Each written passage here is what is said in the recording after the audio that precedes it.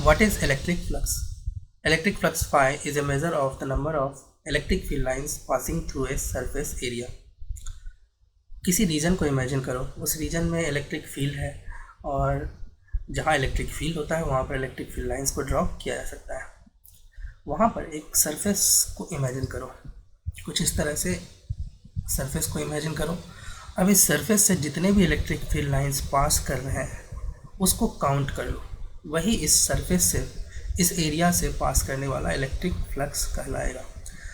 Flux को ये भी बोला जा सकता है कि it is directly proportional to the number of electric field lines passing through a area. किसी एरिया से, किसी सरफेस से जितने भी इलेक्ट्रिक फील्ड लाइंस पास करते हैं उसके प्रोपोर्शनल होता है इलेक्ट्रिक फ्लक्स। इलेक्ट्रिक फ्लक्स जो है वही चीज़ का मेजरमेंट बताता है कि number of electric field lines कितने पास कर रहे हैं, उसको काउंट कर लो। फ्लक्स के लिए ये ज़रूरी है कि सरफेस एरिया से इलेक्ट्रिक फील्ड लाइंस एक साइड से दूसरे साइड पार करे, चीरते हुए पार करे, है ना, होल बनाते हुए पार करे। अगर इलेक्ट्रिक फील्ड लाइंस सरफेस से के पैरेलल होता है तो फिर उसमें फ्लक्स नहीं बोला जाएगा, उस लाइन का काउंट फ्लक्स में नहीं आएगा, क्योंकि फ्लक्स के लिए एक साइड से दूसरे साइड पार करना ज़रूरी होता है। अब हम आगे देखते हैं। आगे बोला जा रहा है it depends on the strength of the electric field, the area of the surface and the orientation of the surface with respect to the field. एक एक करके देखते हैं। ये जो है इलेक्ट्रिक फील्ड के ऊपर डिपेंड करता है। अब जैसा कि नीचे के रीजन में देख रहे हो, इलेक्ट्रिक फील्ड लेफ़्ट साइड ज़्यादा है और राइट साइड कम है। क्यों? क्योंकि density of electric field lines left में ज़्यादा है और राइट साइड कम है। तो अगर सेम एरिया को दोनों जगह रखा जाए, प्लेस किया जाए, इमेजिन किया जाए, तो तुम देख सकते हो कि कम इलेक्ट्रिक फील्ड लाइंस जो है राइट साइड, है ना, जहाँ पर इलेक्ट्रिक फील्ड कम होगा वहाँ पे कम electric field line same area से पास करेगा compare to the left side. Left side में देखो ज़्यादा इलेक्ट्रिक फील्ड लाइंस पास कर रहा है सेम एरिया से। इसका मतलब हम बोल सकते हैं कि flux is directly proportional to electric field.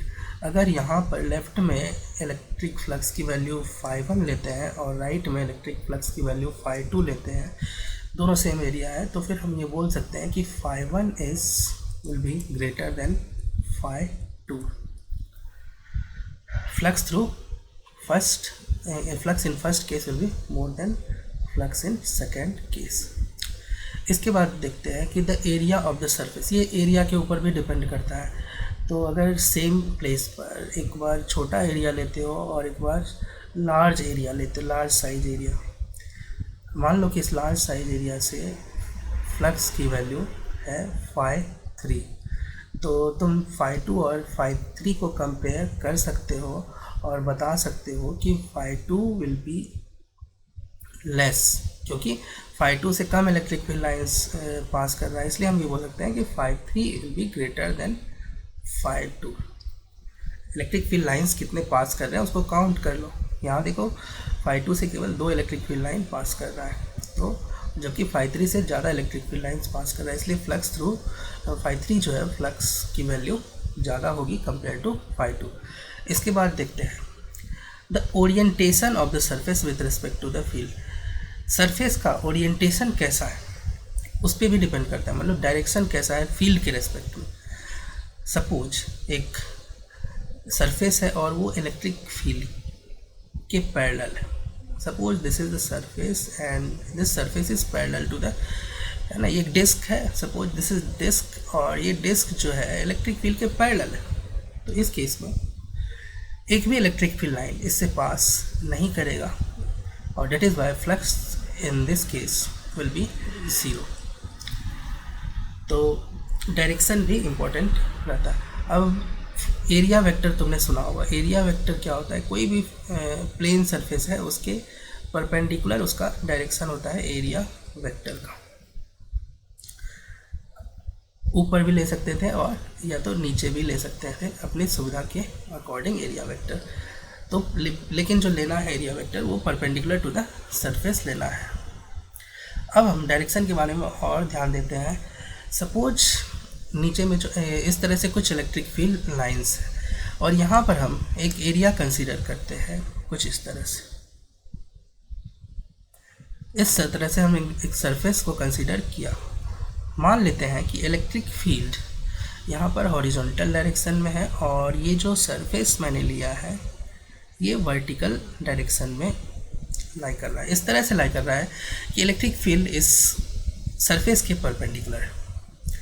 देखो, जब भी ऐसा केस होता है कि इलेक्ट्रिक फील्ड सरफेस के परपेंडिकुलर होता है तो उसमें मैक्सिमम इलेक्ट्रिक फील्ड लाइंस इस सरफेस से पास करेगा और इसकी वैल्यू इलेक्ट्रिक फ्लक्स की जो वैल्यू होती है इस केस में बहुत आसानी से लिखा जा सकता है, total electric field into total area. Directly maximum electric flux की वैल्यू को इस तरह से लिख सकते हैं जब इलेक्ट्रिक फील्ड किसी एरिया के परपेंडिकुलर होता है। इस केस में number of electric field lines जो होगा वो पास करेगा, वो मैक्सिमम होगा। तुम इसको चाहो तो बहुत आसानी से देख सकते हो। इस एरिया को हम थोड़ा टिल्ट कर देते हैं।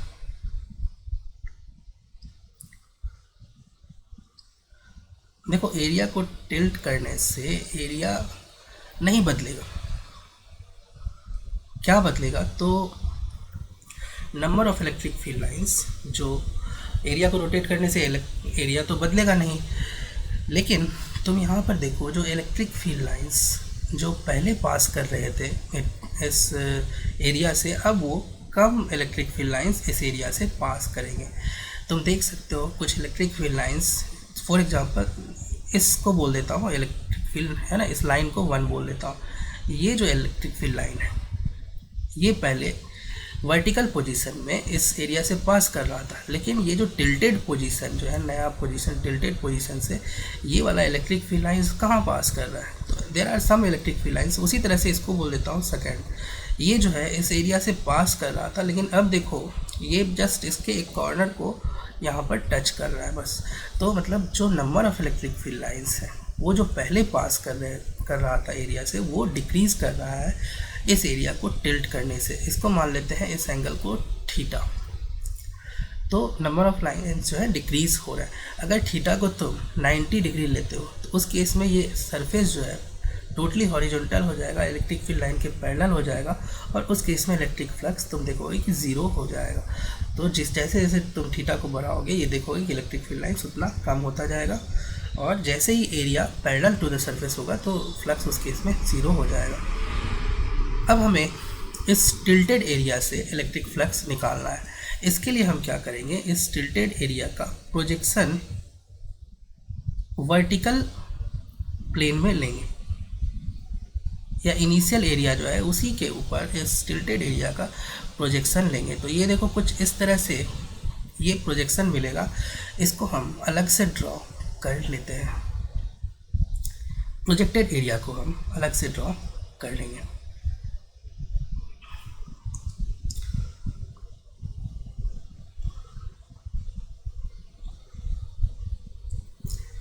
ये कुछ इस तरह से ड्रॉ होगा।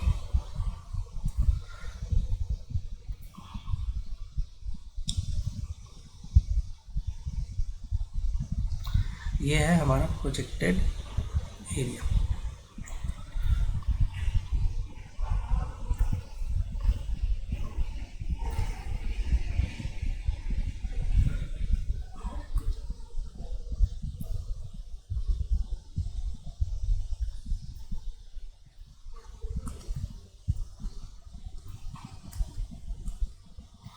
प्रोजेक्टेड एरिया को हम और टिल्टेड एरिया को यहाँ पर अलग से ड्रॉ कर रहे हैं। सो दिस इज़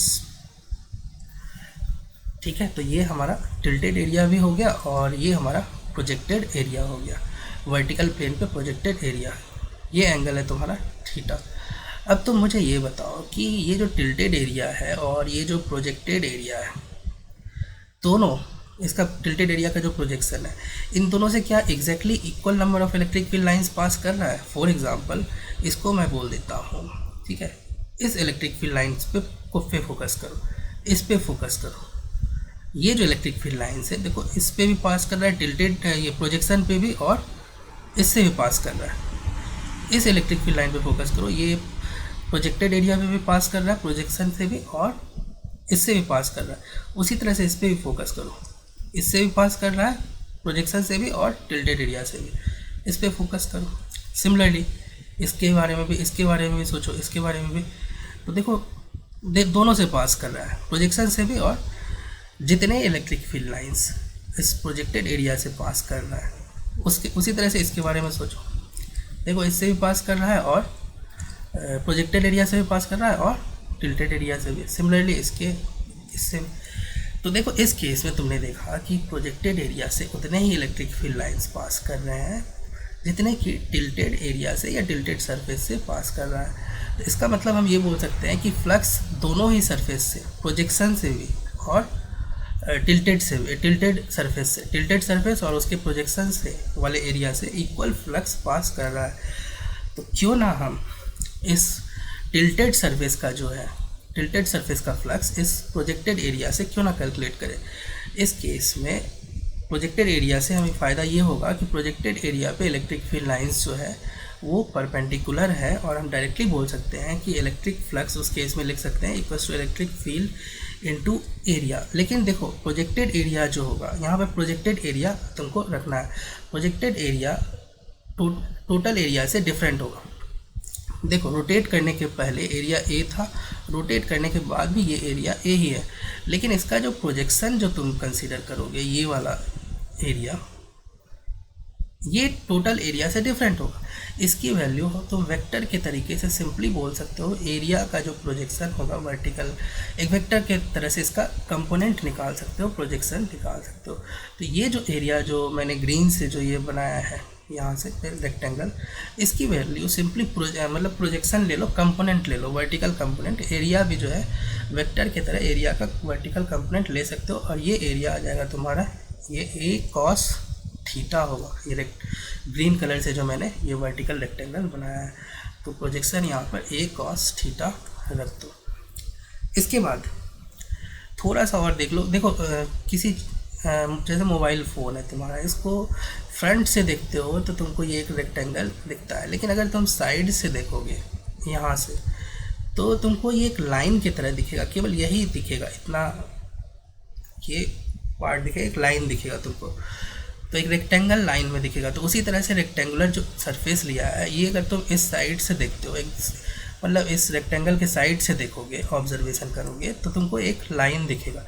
किस तरह का लाइन दिखेगा तो मैं तुमको बता देता हूँ, ये वाला लाइन दिखेगा तुमको, ठीक है। इसको ब्लैक कलर से शो करें तो ज़्यादा अच्छा होगा। ये लाइन आपको दिखेगा, इस लाइन को अलग से बना लो यहाँ पर।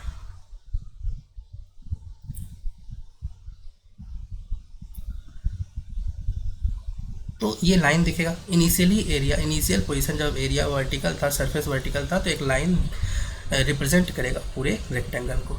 उसके बाद जब तुमने इसको थीटा से रोटेट कर दिया तो उसके बाद जो तुमको दिखेगा केवल ये लाइन दिखेगा, साइड से देख रहे हो तो तुम, ठीक है। ये है तुम्हारा आँख, तो ये लाइन दिखेगा। तो इस तरह से जो है तुम यहाँ पर अब एक लाइन दिखेगा, ये एंगल थीटा होगा। अब देखो एरिया वेक्टर जो होता है वो इनिशियली भी देखो इस तरह से परपेंडिकुलर था, एरिया पे इस लाइन पे परपेंडिकुलर तुमको दिखेगा। अब जैसे रोटेट करोगे तो एरिया वेक्टर भी जो है ना रोटेट हो जाएगा और ये एंगल बन जाएगा तुमको, है ना, ये एरिया वेक्टर ये भी इस तरह से रोटेट कर जाएगा, ठीक। तो अब जो है तुम चाहो तो तुमको एरिया वेक्टर और इलेक्ट्रिक फील्ड के बीच में एंगल निकालना है, तो ये एंगल आपको निकालना है। तो उसके लिए मुझे ये बताओ ये एंगल कितना होगा। ये 90 है तो ये एंगल हो जाएगा तुम्हारा 90 माइनस थीटा, और ये एंगल है तुम्हारा 90, तो ये एंगल होगा थीटा। और ये इलेक्ट्रिक फील्ड है हॉरिजॉन्टल, तो तुम ये भी बोल सकते हो कि theta is the angle between, theta किसके किसके बीच में है, इलेक्ट्रिक फील्ड को इस तरह से ड्रॉ कर लो और एरिया को, इस वेक्टर को इस तरह से। Theta is the angle between area vector and the electric field here. तो उस केस में फ्लक्स की जो वैल्यू होती है वो होती है ई ए कॉस थीटा, जब इलेक्ट्रिक फील्ड और एरिया वेक्टर के बीच में एंगल थीटा बनता है। इसी को डॉट प्रोडक्ट के फॉर्म में हम फ्लक्स को लिख सकते हैं, vector E dot vector A. दोनों का मीनिंग, इन दोनों का मीनिंग सेम ही होगा।